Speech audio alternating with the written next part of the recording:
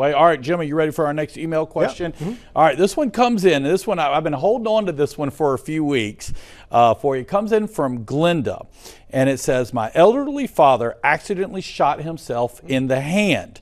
His insurance has delayed payments of his benefits, saying that any gunshot wound is suspect, and they want a police report, which he did not file. What can we do to help him get paid? Now, the reason this one is so interesting to me is, number one, we're in a community, hunting accidents happen. You do, I mean, sure. Every hunting season, we're just wrapping up turkey season right now, people accidentally shoot themselves or ricochets or anything like that. So have you had a case like this before, Jim? And how would you handle this one? I gotta say I hadn't. Okay. So I'm a little unclear what insurance company is denying. Is it his medical insurance? Is it he's making some sort of claim? I'm going to say medical. The email question didn't have enough detail on that one, but I guess it could be property. Yes, so let me just kind of run through the gamut here. So what you have to do if you have a claim, I mean, in your shot, I assume if it's in any kind of serious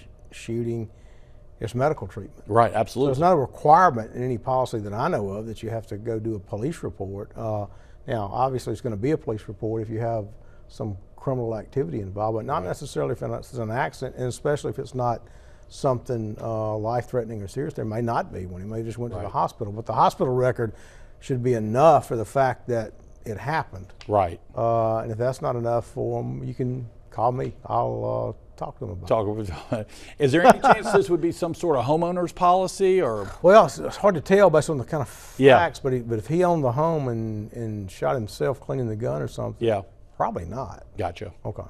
And I tell you another thing too, there's so many of these handguns these days where the casing ejects, and I do have a friend, and he didn't shoot himself, but when the casing ejected from the side of the gun, it hit his other hand and caused all sorts of damage there, because you forget that's coming out pretty good velocity too on that one, and that was serious surgery and all that kind of stuff. So, but medical sounds like it's the way to go here. Yeah, I think so. Okay, very good. So, all right, Glenda, thank you so much for the email question on that one tonight. Like I said, I've been holding on to that one for a while for you, Jim, on that side. How important, you just kind of alluded to it, how important is it for you to keep your own records early on when these things? You need them, and because to understand some of why you need that is to understand kind of how, if you are forced to go up against an insurance company and try a case against them. I've tried a number of them over the course of my career. It helps to kind of understand what happens with an insurance claim on the other end. So if you're usually, nowadays, not so much when I first started, but usually the adjusters, a lot of times there will be a recorded conversation. They'll tell you the conversation is being recorded. Right. And it records what they're saying, what they're telling you. Sometimes they keep the audio of it. Sometimes you just have a transcript. Sometimes you just end up having notes if you get the file years later. But they're documenting, they have what's called a claims file, and they'll document the claim was opened. We told them this day, we took this action, we took this action this day. We at this time deny the claim for these reasons. Okay, and it becomes very important later on.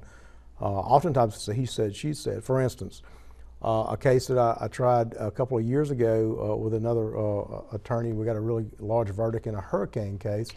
They contended that they kept insisting that the person who owned the home produce a detailed inventory of what was in the home. Okay? Right, I remember this. If you don't have an inventory and your inventory is blown away, it's hard to sit around and make a detailed inventory. Right. Well, the insurance company had an inventory because they'd done an audit of the house twice. They already had it.